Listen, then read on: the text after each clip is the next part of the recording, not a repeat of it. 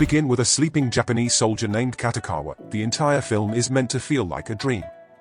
Many of the transitions are fades to black that make it seem like we're drifting in and out of consciousness.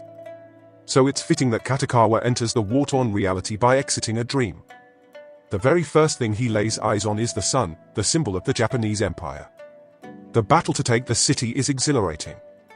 The action is shot handheld, which makes us feel every shot an explosion. The set on which the battle was filmed took months to create because the director wanted to operate with total freedom. The characters are actually moving through a war zone. They can interact with the environment in a totally immersive way, and that makes the firefights feel distinct from other movies. A clear divide is revealed early on when the Japanese are engaged with the Chinese soldiers. They are organized and efficient. They've won many battles. They know what to expect from the men in their unit, but when they come into contact with hundreds of unarmed Chinese civilians, they don't know what to do, and this shot, by the way, is absolutely stunning. The Japanese know how to flush out enemy combatants, but emptying out the church is another matter.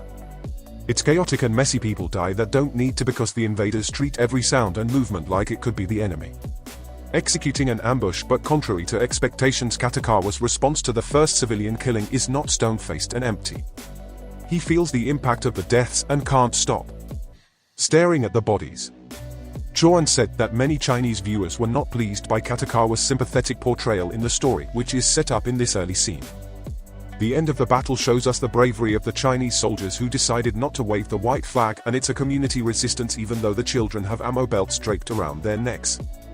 And what I love about the action, and this is a constant throughout the entire movie, is how personal it feels. We get the fast-paced exchanges, the bullets whizzing through the air, the buildings crumbling in our tank fire, but we also get a ton of close-ups. There are probably more close-ups permitted in City and Life and Death. This is more deeper than other war movies that I've ever watched, and this goes a long way in making the audience feel the human cost of the battle. After seeing the eyes and the expressions of these characters, you feel the impact of their deaths. They are not reduced to mere cannon fodder. The mass executions are painful to watch, but the movie does not inflate numbers. The Japanese really did machine gun thousands at a time, and that was probably the best way to go given the other options on the table. There are countless memorable images during this 10 minutes of mass murder, most of which happen in silence. The only words spoken are commands by the Japanese. The Chinese victims communicate with glances and glares, and that's all that's needed to draw emotion. The looks exchanged between the Chinese warrior and the little boy stand out for their potency. From the Japanese perspective, the most striking moment is not when they are doing the killing, it's when they are burying the dead. They huddle into a little group and pat down the dirt with their boots. It looks like something you'd see children doing on a playground or something, but then you see the heads. It's a very strange scene, a genius scene especially because it follows explosions and machine gun fire. The sound of tiny steps are comparatively innocent. It doesn't align with how horrific the activity truly is. They are practically doing a little dance on a mass grave, but their minds are completely numb to it. When all this killing is completed, we get to see the Japanese with their guns put away, and we don't find Bruce, who spent every waking moment plotting their next atrocity. Their behavior is marked by playfulness. They poke fun at each other. The pranks aren't all that different from other men their age when they are only among each other. It's when they venture into Chinese areas that their capacity for evil is put into action. What's interesting about the evil we see from the Japanese in City of Life and Death is how casual it is when they go around the city terrorizing people. They treat it like a game.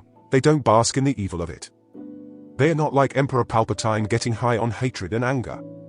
When they see women they want to rape, they have fun tricking them into their clutches. There's an underlying assumption that Chinese women are items to be used at their leisure. The film doesn't fully explore where this assumption comes from, but a Japanese soldier who is actually at the Battle of Nanking does offer an explanation in his confessional book, The Diary of Azuma Shiro. In his memoirs, he wrote, "We had fun killing the Chinese we caught. Some Chinese civilians either buried them alive or pushed them into a fire or beat them to death with clubs.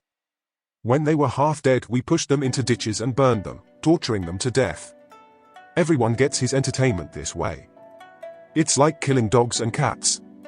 We were taught that we were a superior race since we lived only for the sake of a human god, our emperor. But the Chinese were not, so we held nothing but contempt for them."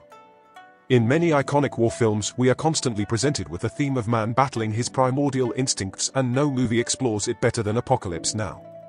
In Kurtz's famous monologue he explains how the perfect soldier is one that's capable of embracing brutality while in battle but able to recognize and value human life when it's over.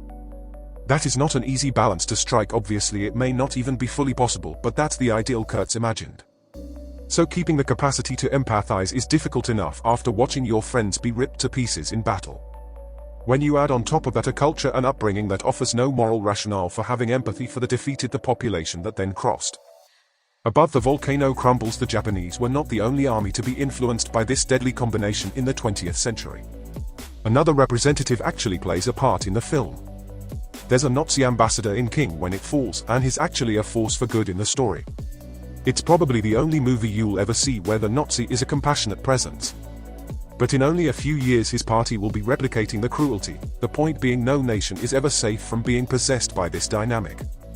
In the film's most unforgettable scene, there's a hypnotic dance sequence that shows how difficult it would be for one of these soldiers to separate themselves from the tribe.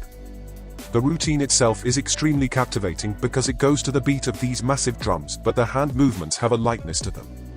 There's a unique mix of power and elegance.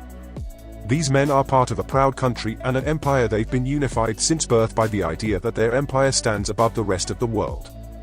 This stance is the perfect representation of that unification, and it's not something that can be simply broken by a moral inclination.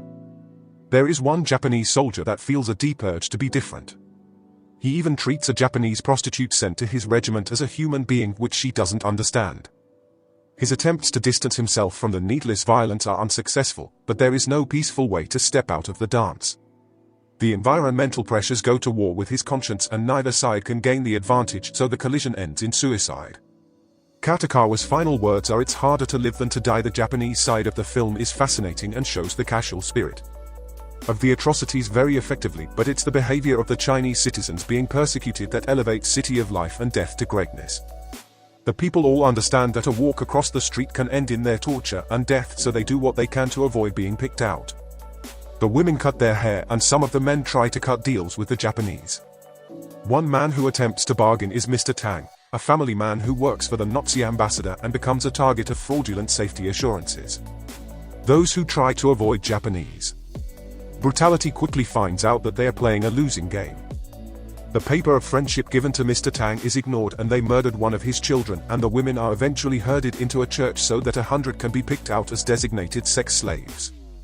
Despite landing in an impossible situation, some citizens decide to stand up and willingly take on unimaginable suffering so that others can avoid it. Women in the church facing endless rape and likely death begin volunteering for slavery. It's one of the most powerful moments of the film, and for the Imperial Japanese Army that values bravery as much as anything, it's one hell of a sight to behold.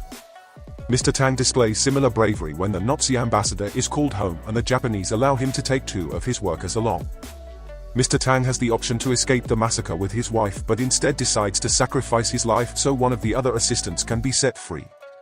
He knows he's destined for a firing squad, but in his final moments with his wife he has a little smile on his face. It's an incredible scene just before the Japanese put him in line. The smile is still there, and he tells them why his wife is pregnant again. His family will live on despite what's about to happen to him.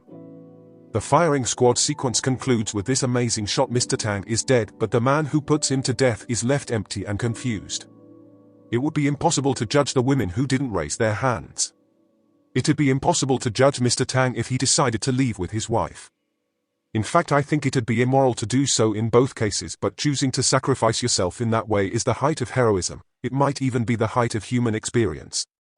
When we look at human history, what follows major battles is usually light in detail. It's typically just so and so civilization captured the city and then ravaged its inhabitants. What goes in the history books is simply who won and who lost. City of Life and Death is centered around one civilization capturing the capital of its main geographic rival. But the Japanese conquest does not feel significant. What truly feels significant is the individual sacrifices made by Chinese citizens. That is what echoes in eternity. History books may not highlight these hidden lives, but I'd like to think that courage and humility of that magnitude is rewarded on the other side, hopefully. City of Life and Death is a superb story about a subject few filmmakers would have the guts to approach. Chuan was able to show the tragedy that was the Rape of Nanking in a nuanced way that didn't portray the Japanese as pure evil monsters, but rather men who were given a mandate by their culture to indulge their most destructive instincts. But ultimately the City of Life and Death is about how the goodness of mankind can shine through the darkest fog of hell. It's similar to Schindler's List, and how it makes that message known. The movie might be a tear below Spielberg's masterpiece, but for a movie that passed through Communist Party censors, it's a remarkable achievement. If you enjoyed this video, make sure to like and subscribe on your way out, and if you've seen the City of Life and Death, feel free to leave your thoughts in the comments section. There was one moment that deeply impacted you, or a scene that maybe didn't work so well? I'd be curious to see other opinions, but thank you so much guys for stopping by. I greatly appreciate it. Stay safe and have a fantastic rest of your day. Please come back to the channel soon.